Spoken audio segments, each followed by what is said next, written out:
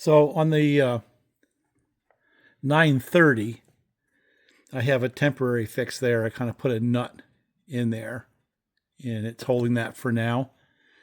And on the bar, I have a steel mount Sujihara that usually rides on my big solo. And what I did was I cut these little pieces of tubing. They're 1/2 inch outside diameter, and then I drilled the inside to match those bar studs, right? And I just made shims, and I put them on a grinding wheel and got them to the right thickness, so they're the same thickness as the bar. And so basically just shim those bar studs to match a steel mount. So I do have a bar concept that I can put on there.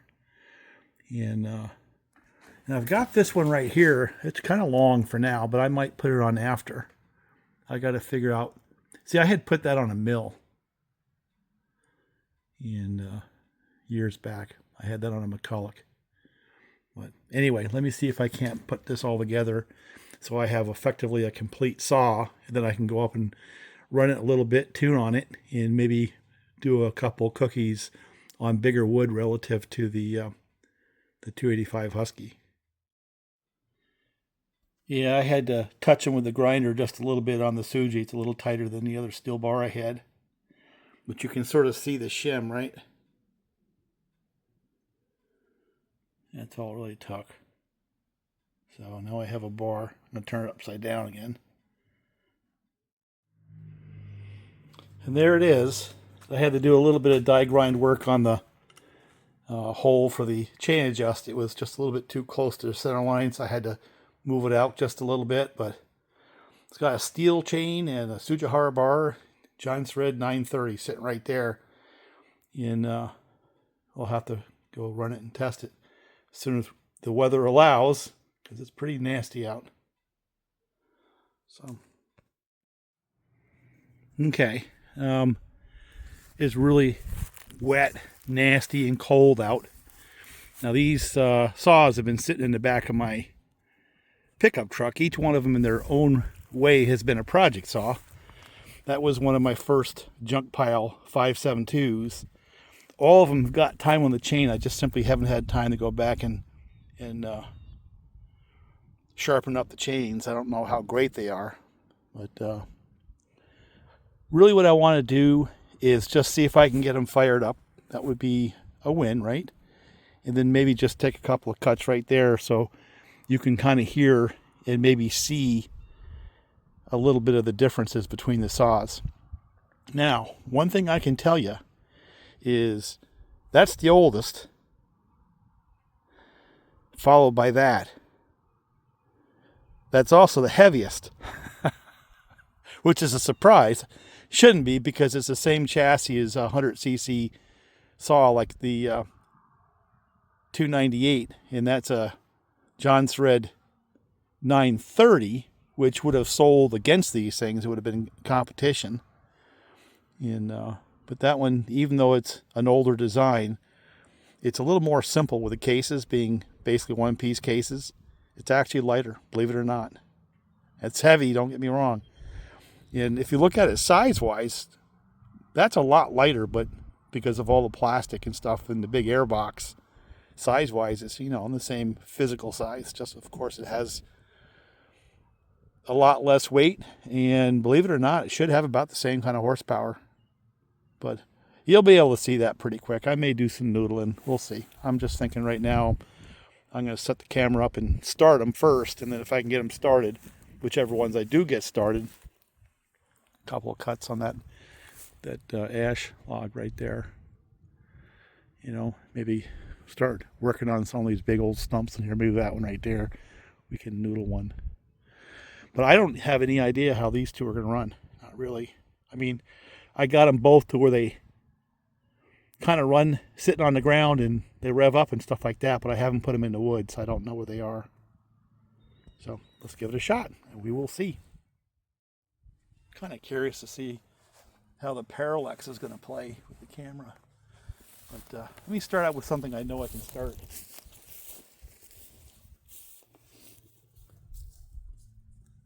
That's this one. what I'll do is when I get them started, I'll bring them around to the back so they don't just dominate the noise. Now I think I started this, oh geez, a little while back.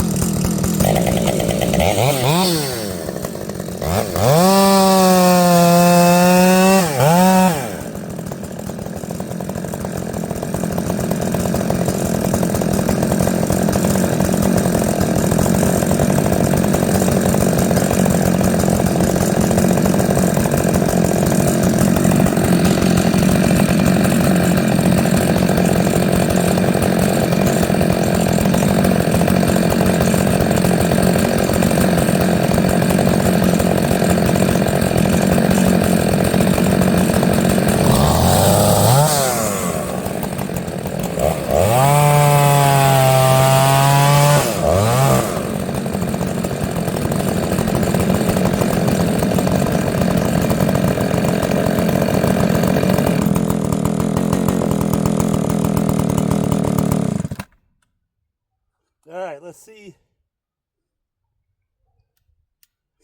if we can start them in the wood like that and have them just take off.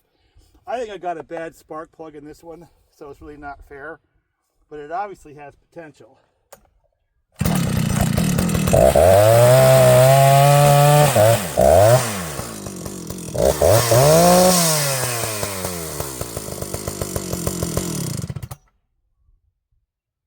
And it is lighter than the Husqvarna, so, well, the one Husky at least.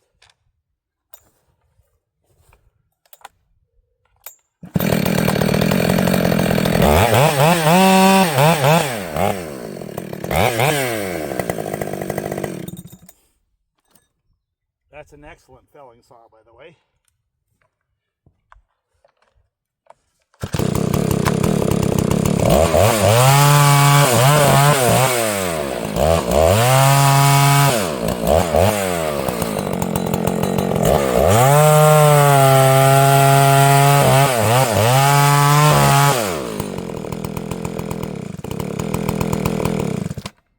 This saw actually is a little bit better than I expected. So a couple of points is that's pretty, pretty sure that's ignition related. So I have to fiddle around with that. I mean, I've seen kill switches produce that kind of thing, but usually it's a spark plug or a spark plug cap or coil. Now, I've been working on this darn thing for quite some time. I had it pretty good last summer, then it kind of came apart where it quit running good. And then again, this springtime, we've put a fair amount of time into it, developing it. And of course, that was a build I did a few years back. And it doesn't really need development time. It either works or it doesn't, you know what I'm saying, with the auto tune. So that's kind of a proven, quantity. I've worked it, felled with it, done all kinds of work with that saw. And that one is proving to be okay. And I'm trying to have it take the place of the Homelite so I don't break the Homelite. Homelite's really sweet as compared to both these old saws. It's a little bit lighter and a lot easier to start. And I think that's really what it boils down to. And Although the Husky, I think, is now running stronger. We'll see. You know, we'll develop it some more, and who knows, maybe I'll get back on the Homelite and realize that the Husky is so much better in some respect that I don't want to go back to the Homelite. It happens, you know. Kind of happened with 562 and 572 for me. And then this one here is at the beginning of its development curve. And if you go back into some of my other builds where we started from the junk pile and had to sort our way through similar issues, that one actually is not doing that bad for what it is and for the amount of time we have in development. You know, I haven't done a carb kit, I haven't done fuel lines. I know it's got some kind of an ignition issue just by the way it breaks up like that. It's pretty classic. And when we get those things sorted out, who knows, it might be quite a bit more effective and fun. But that's what the sport's about. That's what the hobby's all about, is discovering those things and putting in the time and tweaking and playing until you get it to where you want it. That's what's fun for me. So anyway, it's really dreary out. You know, it's been raining the last couple of days. It's going to rain like crazy tomorrow, which is one of the reasons why I wanted to get out here in between the raindrops and at least put them in the wood. Especially that Husky 285, I was really curious, and it did not disappoint.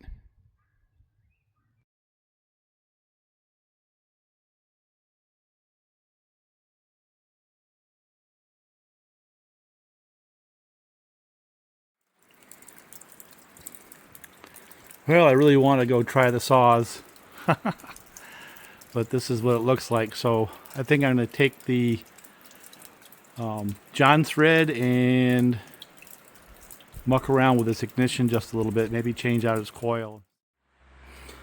And the other thing I want to mention and clarify, when I was doing the test cuts with this saw, and I was doing it with the 572 and the 285, what I didn't mention is this is Steel brand chain. Good stuff. It needs a couple of swipes, but it's still pretty sharp. What's holding this back, I believe, is ignition related. The 285 Husky had C83 chain. And yeah, it needed a couple of swipes, but that stuff cuts good. And the 572 has Holzforma chain that I put a day of logging on. I went back and did a little bit of research. It actually did pretty well for what it is.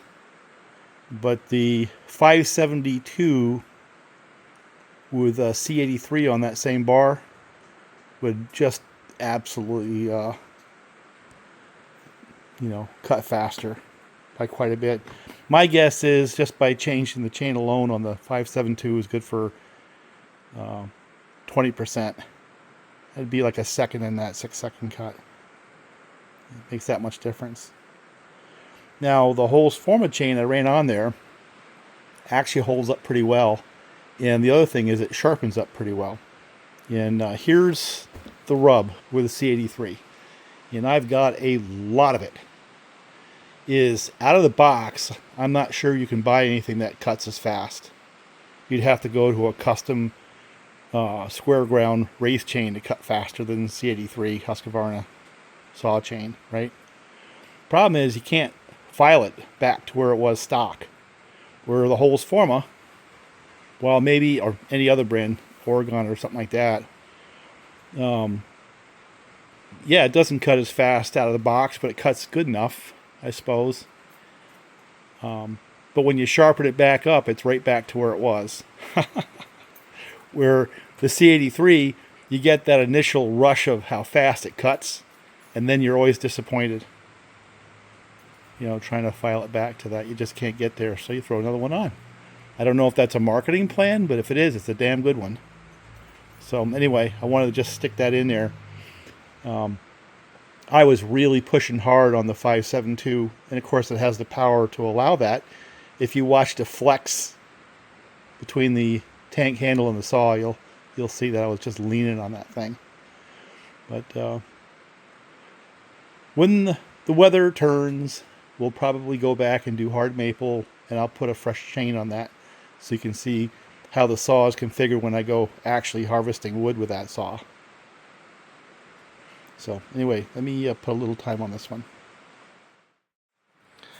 See, I think the problem is this. There's more grip from the rubber than there is from the spring back there. So obviously that's not a good, you know, it's not biting that top of that spark plug very well.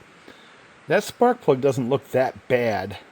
So, and also notice that, see how it's all compromised? I really don't know if there's an easy way to fix that. I don't know if it's compromised on the inside as well. But I think the issue I have with the way it runs is right here, and right here. That's my guess where it misfires. Not so much the plug. So I think I'm going to put just a little time and see if I can't come up with a different either coil or a different cap. Or maybe just simply a different spring on the inside. Let me see what I got. Now what I did was I just cut that because really I have to route the line, the plug wire back there. So I just wanted enough to get to here. So I cut a little chunk off, which may or may not be smart, but check this out. I think that's where the misfire is, that right there. So we're going to get rid of that. I'm going to use the same boot, but I'm going to get a different plug spring, get rid of that thing. And we'll see if that makes any difference. Well, it's on there now. Got that little rubber grommet to hold it away from the cylinder. And if you look, I have it routed away from any chance of chafing.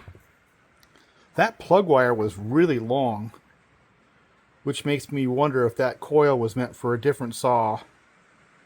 The reason why I ask is I've got another one of those coils right here with a much shorter plug wire, which actually would fit right in. So I'm wondering if this came from something different, but it don't matter if it runs, right?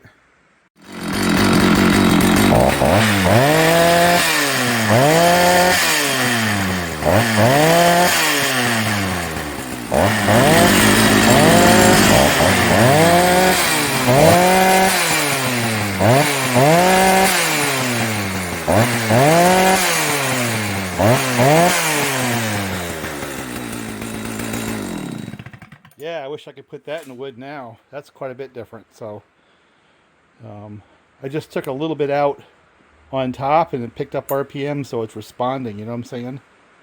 So I'll probably add a little more fuel to it and let it clean out under the cut. But the fact that it's responding that way, that's good. So, boy, I wish it wasn't raining. I'd really be curious to see how this thing runs now as compared to the other saws. I bet it does a little better. So, anyway, enough for a video, I think.